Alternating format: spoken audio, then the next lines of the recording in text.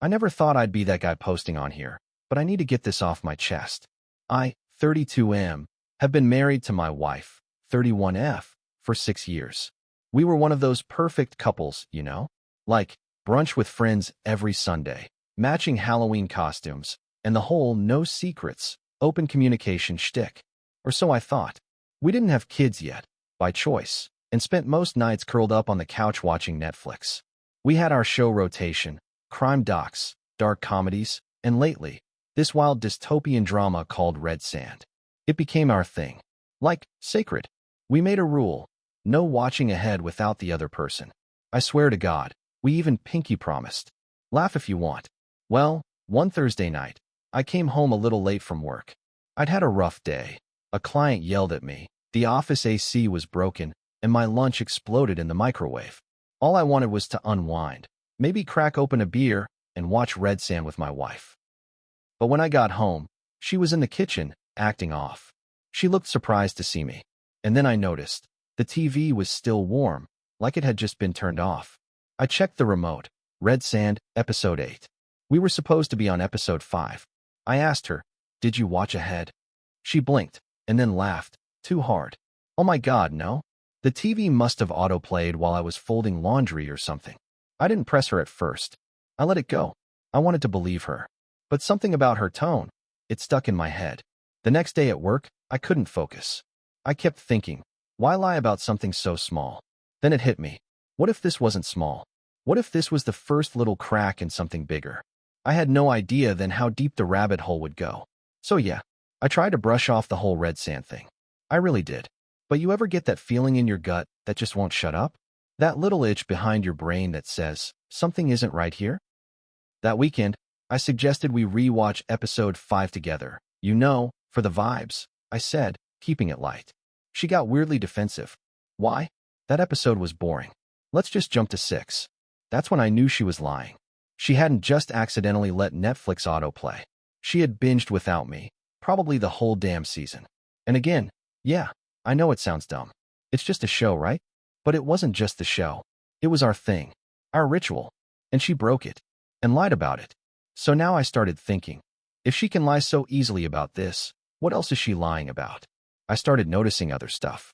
She was glued to her phone more than usual, always angling it away from me, laughing at texts she wouldn't explain, telling me she was going out with Julie from yoga, but never posting anything, coming home later and saying traffic, even though she works 10 minutes away. One night, I casually asked, "Hey, how's Julie been?" She didn't miss a beat. "Oh, good. We got coffee last week." Except, she'd told me Julie was in Costa Rica for a bachelorette trip that exact week. I didn't call her out on it. Not yet. I wanted to gather data. I was starting to feel like a private investigator in my own damn marriage. It wasn't about the Netflix anymore. It was about the lying. The question was, what the hell was she hiding?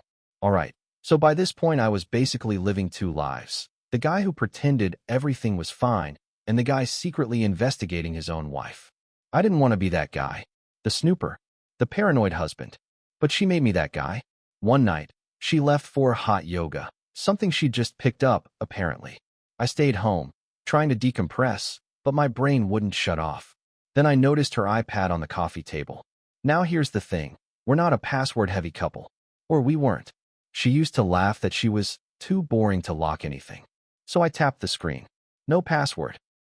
Her iMessages were open. Now look, I hesitated. I really did. But curiosity, and let's be honest, fear, won.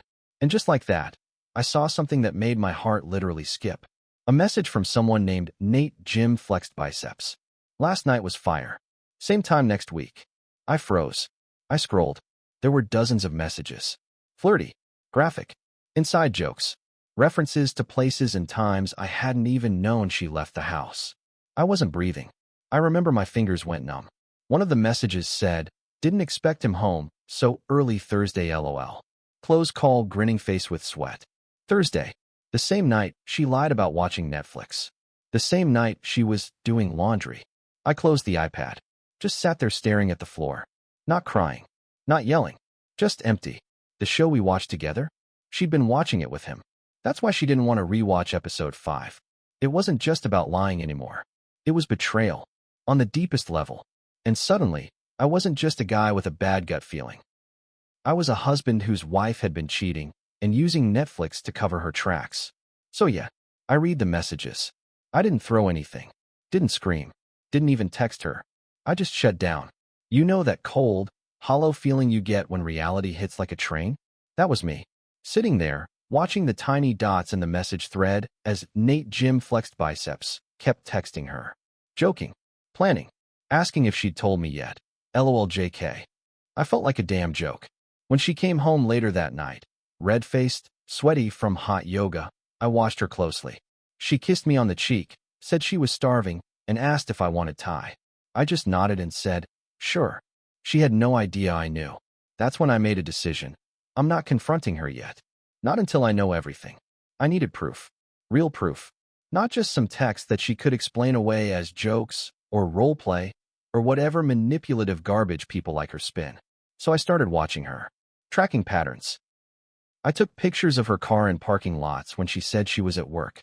Once, she told me she was meeting her mom, but I followed her and saw her walk into a hotel off the highway. Classy. I snapped a photo of her and Nate, a tall, bald guy in a tank top, making out in the lobby. I felt sick. You always imagined that if this kind of thing happened, you'd go full scorched earth. Smash things. Call them out. Go viral on TikTok. But the truth is, I just stood there in my car, shaking, taking photos with my hands barely working. I went home that night and watched an episode of Red Sand by myself. Our show. And for the first time, I saw it for what it was, a dumb distraction while my marriage was slowly burning down. So after the hotel incident, I had what I needed, timestamps, photos, text screenshots, you name it. If this were a court case, I was stacked. But I still hadn't confronted her. Not yet. Because I realized something. I didn't want to save the marriage. I wanted to save myself. I wanted out, clean, quiet, smart. No yelling match. No emotional warfare where she twists everything and makes me out to be the controlling husband. No, we were on a break, gaslighting. So I called a lawyer, friend of a friend, told him everything. He said the magic words. Do not let her know what you know, yet. He explained that in our state, cheating doesn't automatically matter in divorce, unless there's financial misconduct tied to it. So we dug deeper. Bank records, credit card charges, and bingo, she'd used our joint card to book hotel rooms. Flowers, even a massage for this guy, with our money. That's when my lawyer said, she's not just unfaithful, she's reckless. And honestly, that was the moment my sadness turned into clarity. So I set the trap. One Friday, I told her I'd be out of town for a work retreat, gave her a fake itinerary, even left a packed duffel bag in the trunk and drove off like I was headed to the airport. But really, I circled back an hour later and parked 2 blocks from our house. Waited. Sure enough, around 7:30 p.m., Mr. Nate Jim flexed biceps showed up in his beat-up Mustang. She opened the door in a robe, giggled, kissed him on the porch, and I filmed all of it from my car. Not for revenge, not to humiliate her, but to remind myself later, you didn't imagine this. You weren't crazy. She did this to you. All right. So I had all the evidence lined up, the texts, the hotel pics, the video of her kissing Nate on our front porch like she wasn't married and I didn't exist. I had everything except peace of mind. I wasn't eating much, wasn't sleeping right, just going through the motions. Smile at work, numb at home. She was still lying every day, pretending to be my wife, while texting him under the dinner table. Then came Sunday. She asked if I wanted to go to the farmer's market together, like old times. I looked at her, fake sweet voice, head tilted like she actually cared. And I just said, nah, I've got stuff to do. What I had to do was meet with my lawyer again. We'd finalized the paperwork. Divorce papers ready to serve. Bank accounts split. Assets frozen. I even opened a separate checking account and had my paycheck rerouted. Quiet. Surgical. Clinical. That night, I got home, and she was curled up on the couch, watching Red Sand. Our show. With him. I knew, because I recognized the episode from the messages. It was the one where the lead character gets betrayed by her partner and walks away from everything. Poetic, right? So I sat down next to her. Calm. No drama. And I said, pause it for a second. She blinked. What? I looked her dead in the eyes and said, I know about Nate. I know about the hotel. The texts. The flowers. The fake yoga. All of it. Her face drained. like blood being sucked out of her skull. She opened her mouth, but I didn't let her talk. I pulled a manila envelope from my bag and handed it to her. Divorce papers. Signed. Dated. Filed. Her hands were shaking. She whispered, "Wait, you're divorcing me?" Just like that. I laughed, not because it was funny, but because I couldn't believe the audacity. "You blew up this marriage months ago. I'm just turning off the lights." Then I stood up, walked upstairs, slept like a rock for the first time in months. I thought that handing her those papers would be the end of it. Clean break. No drama. But nah. Turns out when you expose a liar and take away their control, they don't go quiet. They escalate. The next morning, I woke up to 14 missed calls from her. She left voicemails crying, begging, screaming. "Let's talk. You're overreacting. We can fix this." The full playlist. Then came the messages. "You blindsided me. We were in a rough patch. You drove me to this. I only slept with him once." Lie. He meant nothing. "Then why were you watching our show with him?" When I didn't respond, she showed up at my office. At my work. She made a scene in the parking lot. Tears. Shouting. Telling me I was throwing away 6 years over a mistake. You know what she actually said? "You're not being fair." As if cheating, lying, and using joint money for motel hookups was something I was supposed to negotiate around. That night, she packed a bag and left for her sister's place. Or so I thought. Turns out, she moved in with Nate.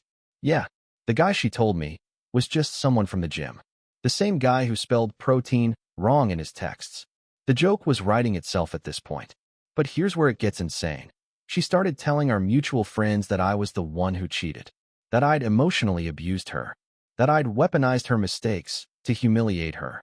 Thank God I had screenshots, dates, and actual receipts, because 2 of those friends reached out to me, confused and hurt. I sent them the full story. They apologized, and then they cut her off. She thought she could burn my life down and walk away clean. She forgot I had the matches too. So after the whole victim tour, she went on, lying to friends, spinning stories. I figured she'd eventually get bored and fade out. But karma? Karma had other plans. About 2 weeks after she moved in with Nate, I got a text from a mutual friend, Sarah, who used to be close with both of us. It was just a screenshot. Nate's Facebook post.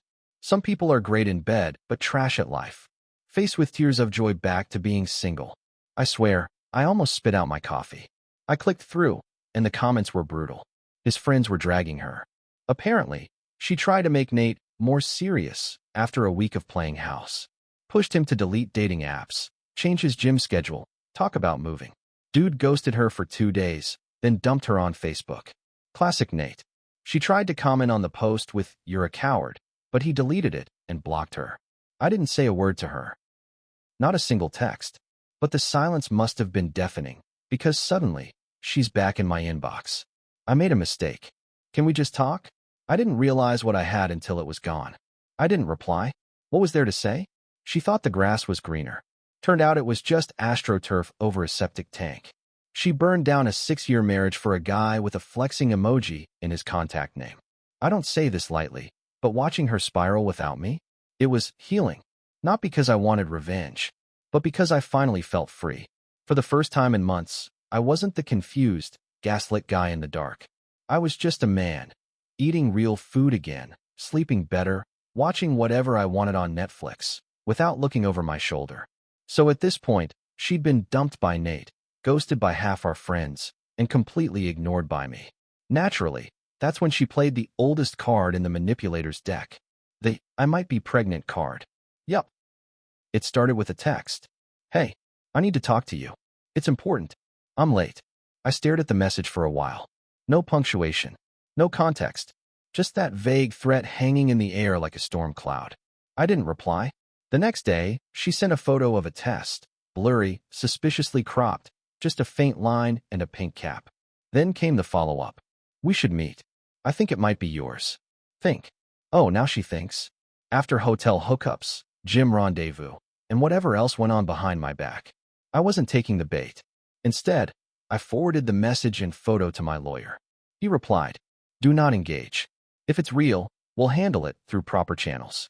And if it's fake, she'll dig her own grave." Spoiler alert. It was fake. How do I know?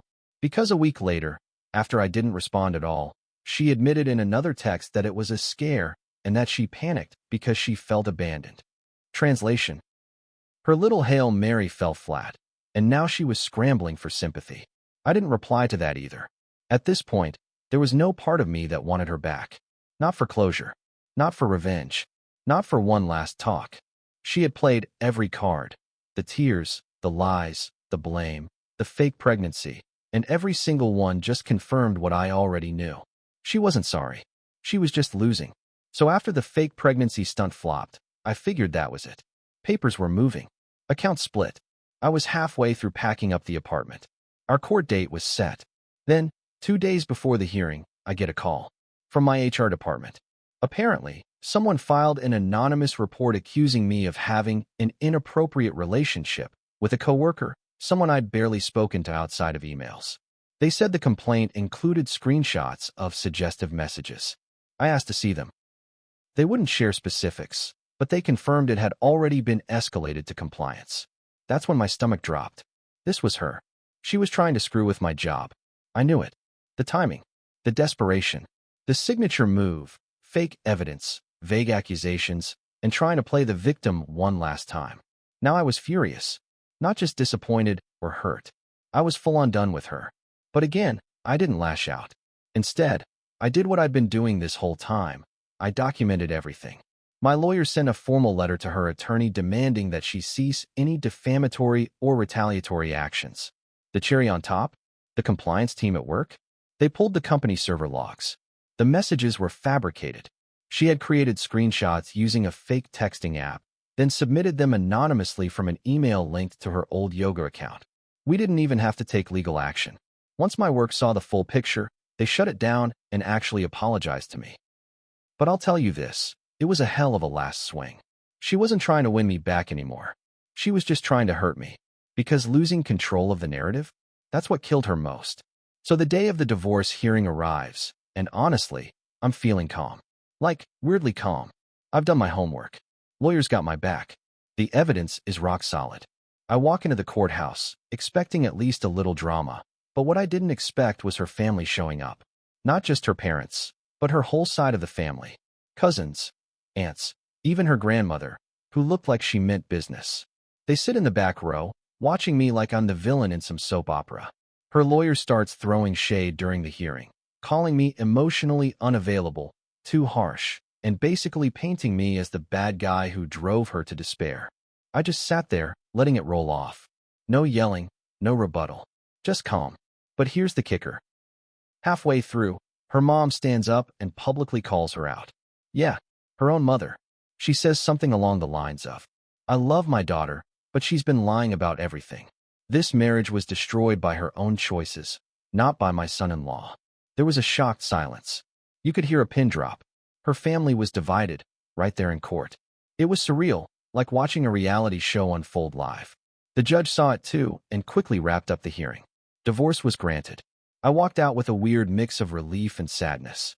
Because even though it was over, the scars, the betrayal, the lies, they don't just disappear overnight. Now that the divorce is finalized and the dust is settling, I've been doing a lot of thinking. First off, betrayal cuts deeper than I ever imagined.